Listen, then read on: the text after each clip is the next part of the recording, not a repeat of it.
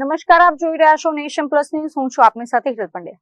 વડોદરા શહેરના દાંડિયા બજાર સ્થિત આવેલી ખાનગી રેવા હોસ્પિટલમાં એક સગર્ભા મહિલાના પ્રસૂતિ બાદ શંકાસ્પદ મોતના પગલે ભારે હોબાળો મચી ગયો છે. મહિલાના મૃત્યુને લઈને પરિવારજનોએ હોસ્પિટલના ગાયનેકોલોજીસ્ટ અને સ્ટાફ પર ગંભીર આક્ષેપો કર્યા છે.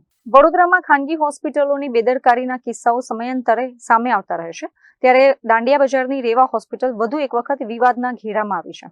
મળતી માહિતી મુજબ આ હોસ્પિટલમાં પલ્લવી રાજપૂત નામની એક સગર્ભા મહિલાને ડિલિવરી માટે દાખલ કરવામાં આવી હતી, જ્યાં પલ્લવી રાજપૂતે એક સ્વસ્થ બાળકને જન્મ આપતા પરિવારમાં ખુશીનો માહોલ હતો, પરંતુ આ ખુશી ગણતરીની ક્ષણોમાં જ માતમમાં ફેરવાઈ ગઈ હતી. પ્રસૂતિ બાદ અચાનક જ પલ્લવી રાજપૂતને અસહ્ય દુખાવો પડ્યો હતો, જેને પગલે હાજર તબીબો દ્વારા તેની તાત્કાલિક સારવાર શરૂ કરવામાં આવી હોવાનો દાવો કરાયો હતો. જોકે સારવાર દરમિયાન જ મહિલાની સ્થિતિ વધુ બગડી હતી અને પલ્લવી રાજપૂતે દમ તોડી દીધો હતો. નવજાત બાળકની માતાના અચાનક નિપજેલા મોતથી આઘાતમાં સરી પડેલા પરિવારજનો રોષે ભરાયા હતા. પલ્લવી રાજપૂતને જ્યારે દુખાવો પડ્યો ત્યારે ડોક્ટરો દ્વારા યોગ્ય અને સમયસર કાળજી લેવામાં આવી નહોતી એવા પરિવારજનોએ આક્ષેપ લગાવ્યા હતા.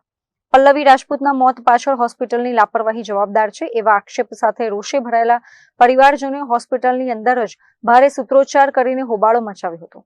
સમગ્ર મામલે હોસ્પિટલ મેનેજમેન્ટે પોલીસ કંટ્રોલ રૂમને ફોન કરતા પોલીસની ગાડીઓ ઘટના સ્થળે દોડી આવી હતી. પોલીસે ઘટનાની ગંભીરતાને જોતા તુરંત જ મામલો શાંત પાડ્યો હતો અને મહિલાના મૃતદેહને પીએમ અર્થે કોલ્ડ રૂમ ખાતે ખસેડાયો હતો. આ કરુણ ઘટનાથી સમગ્ર દાંડિયા બજાર વિસ્તારમાં ચકચાર ફેલાઈ ગઈ છે અને સ્થાનિકોમાં પણ હોસ્પિટલ સામે ભારે રોષ જોવા મળી રહ્યો છે. મેડિકલ કાઉન્સિલ અને પોલીસની આ તપાસમાં પીડિત ગરીબ પરિવારને ન્યાય મળશે કે પછી દર વખતની જેમ વહીવટી પ્રક્રિયાના નામે મામલો થાળે પાડી દેવાશે, એ હવે જોવાનું રહ્યું. Bureau report, Nation Plus News, Vadodara. સમાચારોના સતત અપડેટ મેળવવા માટે અમારી નેશન પ્લસ ન્યૂઝની યુટ્યુબ ચેનલને સબસ્ક્રાઇબ કરો, બેલ આઇકન દબાવો અને જોડાયેલા રહો ફેસબુક, ઇન્સ્ટાગ્રામ અને ટ્વિટર પર.